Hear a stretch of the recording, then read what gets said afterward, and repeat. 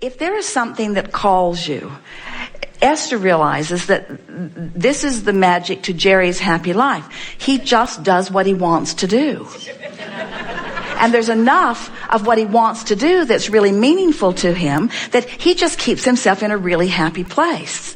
And so that's what we want for all of you. We want you to get to the place where you just do what you want to do. We want you to get to the place where, but just doing what you want to do sometimes involves making what you're doing be something that you want to do. In other words, you look at it in a way that aligns you.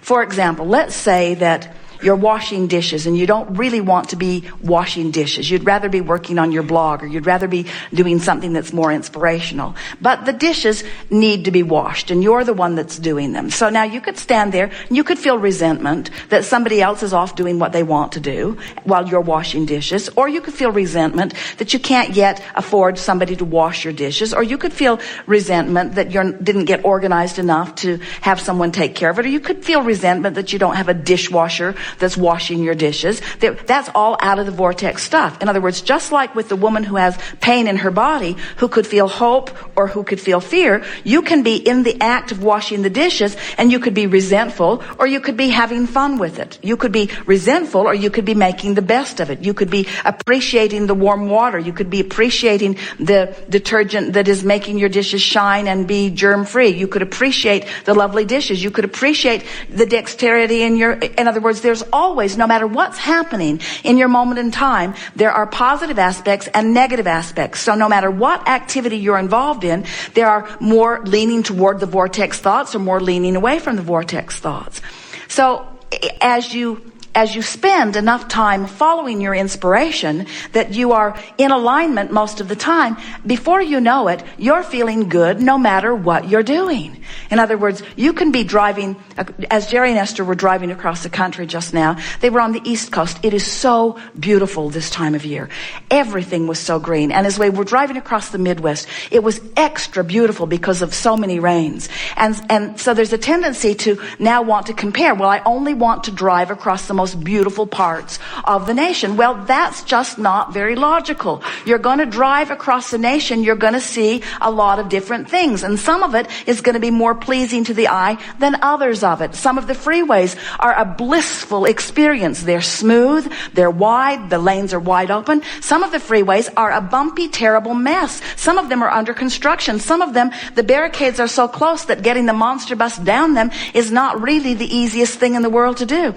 So what do? Do you let the conditions that you're living in dictate the way you feel, or do you become so flexible in your mind that you can find something to feel good about regardless of what the current reality is?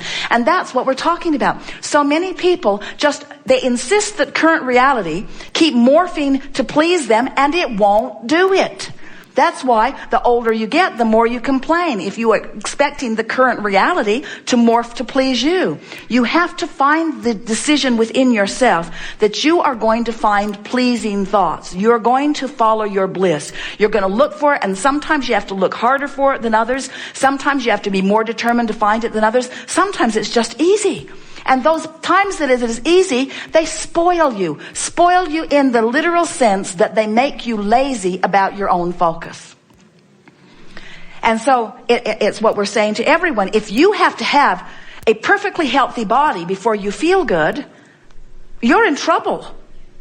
If you have to have every single meal you eat be perfect in every single way before you can be happy, you're not ever going to be happy. If your kids have to behave and be joyful in every moment, you're not ever going to be happy. In other words, you've got to give up the need to control the uncontrollable and discover your vibrational latitude to connect with your inner being who is always joyful, who always loves, who always knows, who always understands your value, who always understands the value of others. You have to train yourself into that frequency. When it's easy, and if you train yourself and if you pay attention to it when it's easy and practice it when it's easy, it will never be hard for you again, you see. But you got to understand. You got to understand the laws of the universe. You got to understand vibration. You got to understand what your emotions mean, and you got to care. Most of all, you got to care how you feel. if we were standing in your physical shoes, we would make a decision. We would motivate ourselves even. We would say, I am not willing to put up with negative emotion, not for very long. I'm just not going to do it. Now, that doesn't get you anywhere, but it is a sort of decisive point. You start putting in things that feel good when you think about them. Okay. There's a distinction.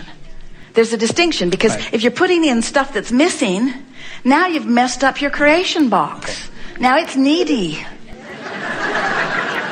You see? Okay. So what you're putting in the creation box are things that feel good when you think about them. That's what you put in there. You put rainbows in there, and you put good feeling bodies in there, and you put blissful states of being in there, and you put magnificent things that make you feel good when you look at them. In other words, do you need to possess the magnificent Picasso in order to appreciate it, or can you just appreciate it? Jerry and Esther have a beautiful new house in Texas now that is ready to live in after many, many years of coming about. But they don't really ever care if they live in it because they're out here with you, and this is what's ringing their bells. But there is a man who has brought it all to fruition recently. Over the last 4 or 5 months, he brought a team of people from California, and they've been living in one of the buildings there. Esther says it's like Snow White and the 12 dwarfs. So their little beds are all lined up in the center building, and they've been bringing this place into a beautiful state of being. And Jerry and Esther saw it briefly and then left, and now it has evolved much more since they were there. And so Eric calls frequently and describes to them what's happening. And the thing that is so interesting is that he just loves the process. And nothing is ever unmanageable or out of sync. He just loves the process. And so he's always talking about the joyful work and the creative work and the teamwork of these men coming together and the good ideas that are being born out of it. And Jerry and Esther are realizing they're not creating a house to live in. This is a whole world that's being created, and all of these people are dancing in this world, and they are just a sort of remote part of it because it's their dream that these people are bringing to realization. But the house is so much bigger than some place to live. Right. You see what we're getting at? And Eric has taught them both the joy of the imagery. Esther will say it again, Eric. What? Tell me about the walkway again. What? The one that goes off the back porch. Tell me about that walkway. And then he will use words like meanders. It meanders, and you discover, and you feel, and it's exciting, and comfortable, and beautiful. You see? Mm-hmm. They're not walking on it. They're not smelling it. They're not licking it. They're not seeing it. They're just feeling it. They're just feeling the culmination of it. But what he's conveying is far more than an object that he's viewing. He's conveying the creation of it. He's conveying how it felt to envision it. He's conveying how it felt to hear what Jerry and Esther asked for and then how to create it. He's conveying how it felt to gather the people who had the ability and to gather the resources. He makes piling up a big pile of gravel sound delicious, you see, because it's part of the creative process. And that's what we're wanting you all to begin to get a sense of. We want you to feel the creation of that contrast that caused you to put things into a vibrational reality that the law of attraction is massaging into realness that you can feel now and live in later, but feel now. And live in later, but feel now. And live in later, or not, but feel now. What difference would it make if Jerry and Esther never spent a day in that house? It all would have been worth it for the feeling along the way. It would have all been worth it just for the 5 months of description that Eric's been offering them. It would have been worth it just for that 5 months of his description. More joy experienced as a result of pondering that, not living it, not living the manifestation of it, pondering it from a distance and feeling the bigness of it.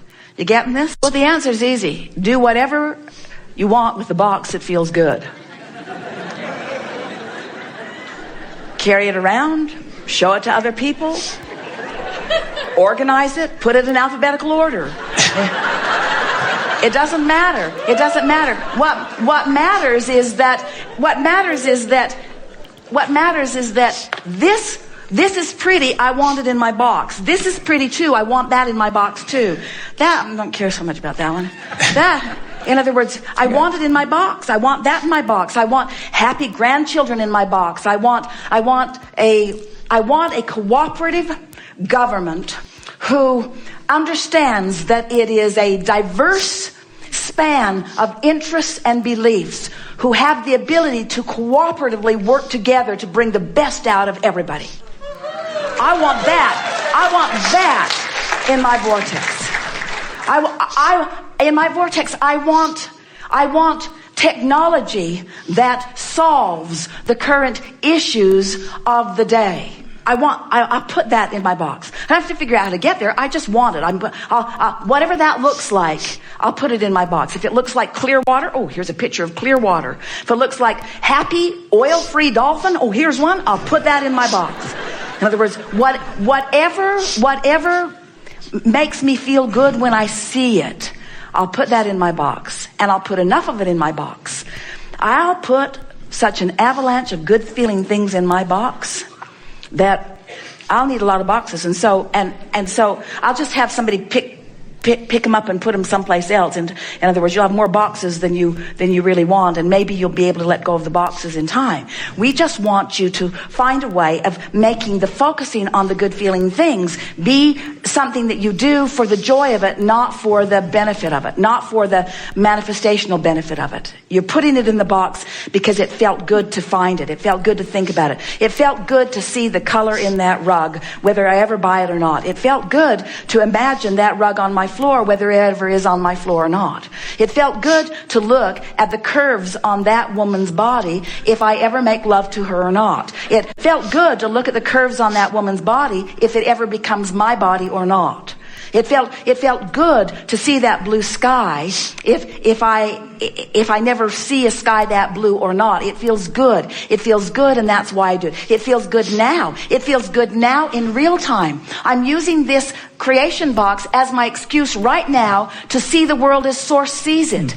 Because when I use something as my excuse to see the world as Source sees it, now I'm in alignment with Source, and now every cell in my body is vibrationally being allowed the fullness of what it requests. Oh, that's another thing worth talking about. So we've been talking about this vortex all day. This vortex, this vortex, this vortex. Do you know that all of the trillions of cells of your body, each and every one of them has a vortex?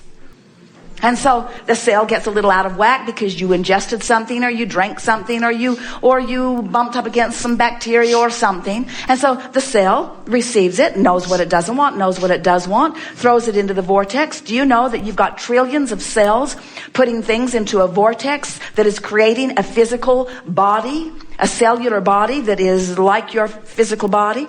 And that when you are doing things like playing creation box games, or having a massage and basking in the deliciousness of it, or looking for reasons to feel good, or playing the wouldn't it be nice if game, that you are offering no resistance whatsoever, and you are allowing each and every one of those beautiful little cells to live the dream reality that they have put there?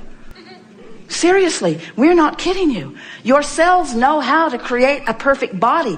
But if you're ornery, you're not letting them have the body that they've put into their vortex. And then you're sick, you see. But if you could get happy for a moment, you'd stop disallowing your cells their virtual reality experience, and you would be well immediately. That's what healing is. Healing is the lifting of resistance and the allowing of the alignment with the real experience that is in the vortex. Just for the next week, do the creation box and the book of positive aspects and transform your world. Just do it for the fun of it.